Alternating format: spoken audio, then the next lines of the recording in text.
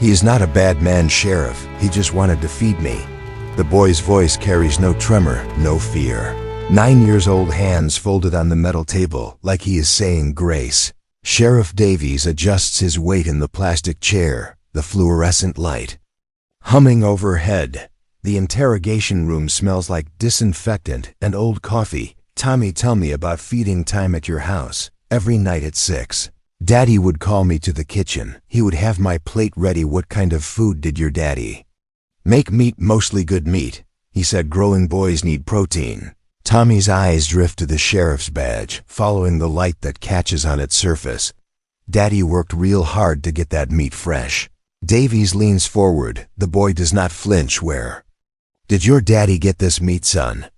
"He hunted for it. Daddy is a good hunter, real patient. He would watch and wait, and then bring dinner home." The boy's voice stays steady, matter of fact. "Sometimes I would hear him in the basement preparing it, cutting it up special." "Did your mama eat this meat too?" "Mama stopped eating with us. She said she was not hungry anymore. Daddy got sad about that." "When did Mama stop eating?" "Tommy, few weeks ago. She got real thin and worried looking. Kept asking Daddy where he got the meat. He told her not to worry about it, that providing was a man's job." Davies feels his stomach tighten. The boy continues speaking in that same calm voice, like he is reciting a bedtime story. "Then Mama disappeared. Daddy said she went to visit her sister, but I know she did not." "How do you know that?" "Because Daddy told me she was feeding the earth now. Like all good things do." Tommy tilts his head. "Sheriff, are you hungry? You look thin. Daddy always said thin people need feeding." Room seems to shrink around them. Davies reaches for his radio, but stops when the boy speaks again. "He is not a bad man, Sheriff. When I got scared at night, he would sit by my bed and tell me stories about how love means making sure people never go hungry. He said that is what daddies do. They feed their children no matter what." The fluorescent light flickers once, casting shadows across the boy's young face. The patrol car kicks up dust on the gravel road leading to the Henley farmhouse. Davies grips the steering wheel tighter than necessary, the boy's words still echoing in his head. Deputy Martinez checks her radio one more time, the static filling the silence between them. "You ever see anything like this before?" Martinez asks, staring at the weathered house ahead. "Not in 15 years of wearing this badge." Davies kills the engine. "Not even close." The house stands alone against the evening sky, paint peeling from its wooden siding like old skin. A porch swing moves slightly in the breeze. Chains creaking. No other sound except their footsteps on the front steps. "Search warrants good for the whole property," Martinez says, pushing open the front door. "Start with the kitchen." Boy mentioned his daddy preparing meat. The kitchen looks normal. Enough clean dishes in the sink, a wooden cutting board on the counter. But there is a smell underneath the pine sol, something organic and wrong. Davies' basement doors over here. The wooden stairs groan under their weight. Martinez flashlight cuts through the darkness, landing on an old chest freezer humming in the corner. Above them, floorboards creak. Slow, deliberate footsteps. Someone is upstairs. Davies whispers, "Boy said his daddy was gone. Maybe daddy came home." Martinez reaches the freezer, first her hand hesitating on the handle. The footsteps overhead continue back and forth across the ceiling like a caged animal. "Open it." Lid lifts with a soft hiss. Inside, neat rows of white packages wrapped in butcher paper, each one labeled. In careful handwriting, Martinez reads the first tag aloud. "For Tommy with love, shoulder roast Jesus Christ." Davies takes out another package. "Ribeye steaks for Tommy with love." There has got to be 30 packages in here. More in the back. Martinez voice drops to a whisper. "Davies, this is not beef." The footsteps stop overhead. Complete silence, except for the freezer's hum. "We need to call this in and say what we found: a freezer full of meat. Look at the dates." Martinez points to the writing. "This one is from 3 weeks ago, same time the wife went missing." A door slams upstairs. Then the footsteps resume, faster now, moving toward the back of the house. Someone is running. They both reach for their radios at the same time, but the basement light suddenly cuts out. In the darkness, Martinez's flashlight reveals one final package at the bottom of the freezer. The label reads, "For Tommy with love." From Mama. The barn sits 50 yards behind the house. Its door is hanging open like a mouth. Davies and Martinez follow the boys' tracks through the tall grass, their flashlights cutting through the growing darkness. Kids fast for 9 years old. Martinez says breathing hard fear makes you faster, or training inside the barn. Hay bales stacked to the rafters. The smell of old wood and animal feed fills the air. Martinez kicks at something on the ground. What is it? Leather journal hidden under this feed sack. Davies takes the journal, opening to the first page, Ellen Henley's name written in careful script. He flips to recent entries, the handwriting growing more frantic with each page. Listen to this, Davies says. March 15th. Robert brought home another deer today. That is the third this week. Tommy will not eat it anymore. Says it tastes strong. Keep. Reading March 20th. Found Robert sharpening knives in the basement again. When I asked why, he said hunting season never really ends if you know where to look. His eyes look different. Hungry. Martinez checks the barn's corners with her flashlight.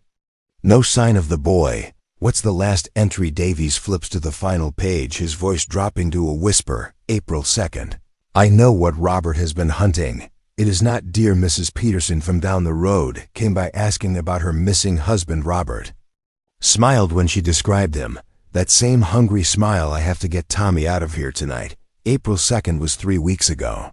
Same day she disappeared. Davies continues reading. I have been packing a bag for Tommy and me. Robert thinks I am doing laundry, but I am gathering everything we will need to run.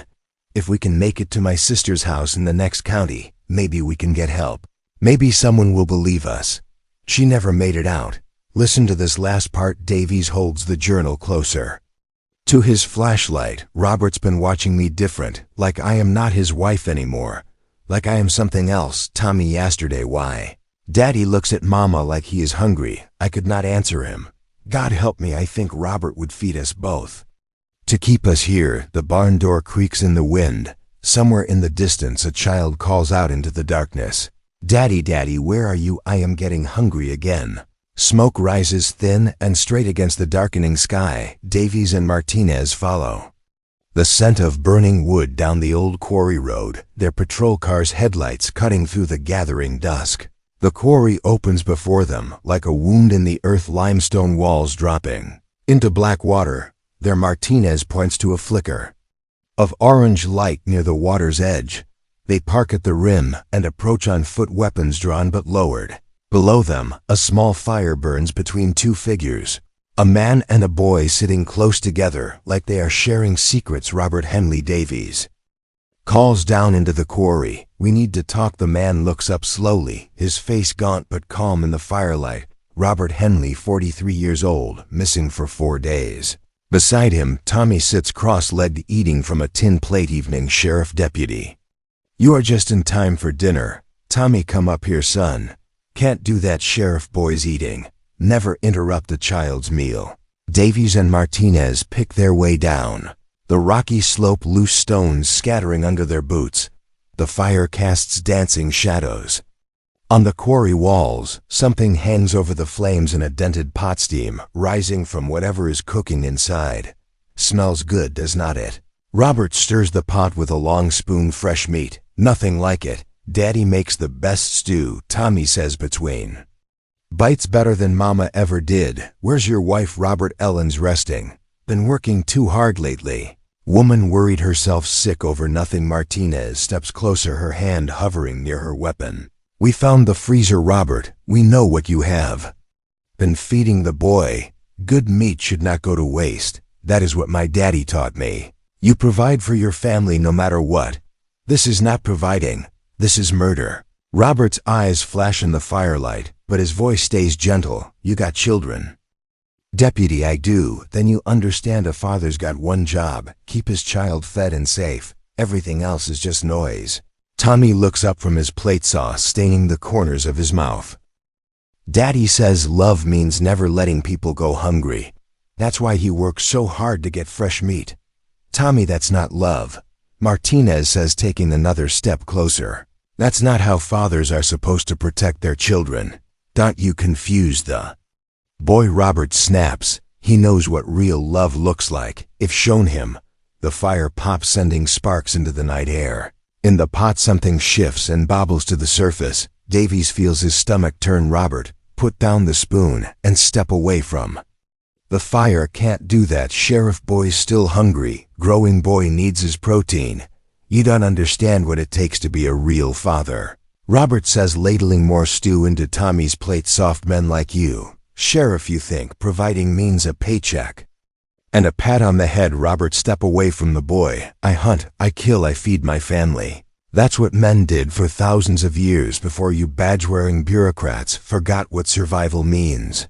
Martinez moves closer, her voice steady. You're not hunting animals, Robert. You're murdering people. People who want be missed, drifters, runaways. The homeless man who camped by Miller's Creek. Robert's eyes gleam in the firelight. And cleaning up the county and feeding my son. Two birds, one stone. Tommy stops eating, his spoon halfway to his mouth. Daddy, what's she talking about? Nothing, son. Keep eating. Deputy doesn't understand how hard it is to find good meat these days. The Peterson man wasn't homeless. Davies says he had a wife, children. Peterson was weak, couldn't even fix his own fence without crying about it. His meat was tender, though soft living makes for good eating. Tommy's plate trembles in his small hands. Daddy, the meat tastes funny sometimes. Like when Mama used to cry. That's just your imagination. Boy, Mrs. Peterson came to our house looking for her husband. You smiled at her, Daddy. That same smile you get when you're real hungry. Robert's jaw tightens, but his voice stays calm. Tommy, finish your dinner. I don't want to anymore. You'll eat what I give you. That's how families work. Martinez takes another step forward. Tommy, you don't have to eat that. You don't have to do anything your daddy says anymore. Don't you poison my boy's mind. Robert snarls, standing up. The ladle drips red onto the rocks. Eve sacrificed everything to keep him fed. You think that's easy? You think I enjoyed cutting up Ellen, my own wife? The words hit Tommy like a physical blow. His plate falls shattering on the stones. Mama, Daddy, you said Mama went to visit Aunt Sarah. Your Mama was going to take you away from me. Leave us both to starve. I couldn't let that happen. Tommy's eyes fill with tears, his voice breaking. I ate Mama. The fire crackles between them, casting Robert's shadow, long and twisted, against the quarry wall. She wanted to feed you, son. Just like always. Tommy stares at the fire, his small body shaking. The flames dance in his eyes, reflecting something broken and new. Martinez steps between him and his father, her voice soft but firm. Tommy, look at me. Not the fire, look at me. I ate my mama. Tommy whispers, I ate her. You didn't know, sweetheart. You were just a little boy being fed by someone you trusted. Robert takes a step toward them, the ladle still in his hand. Don't fill his head with guilt, Deputy. The boy was hungry. I fed him. That's what fathers do. That's not what fathers do, Martinez says, never taking her eyes off. Tommy, real fathers protect their children from harm. They don't make them part of it. I protected him from starvation, from weakness. Davies circles around the fire, his weapon drawn but pointed down. Robert, it's over. Let the boy go. Tommy, tell them. Tell them how good I've been to you. How I've never let you go hungry. Tommy looks up at his father, tears cutting tracks through the dirt on his face. You made me eat people. Daddy, I made you strong. You made me like you. The words hit Robert like a physical blow. His face twists with something between rage and grief. I gave you everything, every piece of meat I cut, every meal I cooked. That was love, Tommy. That was sacrifice. Martinez kneels beside the boy, her voice gentle. Tommy, I have a little girl at home. She's about your age. You know what I feed her for dinner? What? Chicken nuggets, mac and cheese. Sometimes pizza if I'm too tired to cook. She takes his small hand in hers. Real love doesn't hurt people, sweetheart. Real love doesn't make you afraid to ask questions. But Daddy worked so hard to feed me. Your daddy was sick, Tommy, really sick, and he made you sick too, but you can get better. Robert lunges forward, but Davies is ready. The tackle sends both men sprawling beside the fire, the pot overturning and spilling its contents onto the rocks. Tommy scrambles backward, pressing against Martinez. Is Daddy going to jail? Yes, sweetheart, for a very long time. What about me? Am I sick like him? Martinez pulls the boy closer, her own eyes filling with tears. You're going to be okay. We're going to find you someone who knows how to help little boys who've been hurt like you have. Then the fire burns lower, now its light fading. In the distance, sirens wail across the night sky, growing closer. Tommy looks back once at his father handcuffed and bleeding on the quarry floor, then turns away forever. I'm really hungry, he whispers. But not for that kind of food anymore.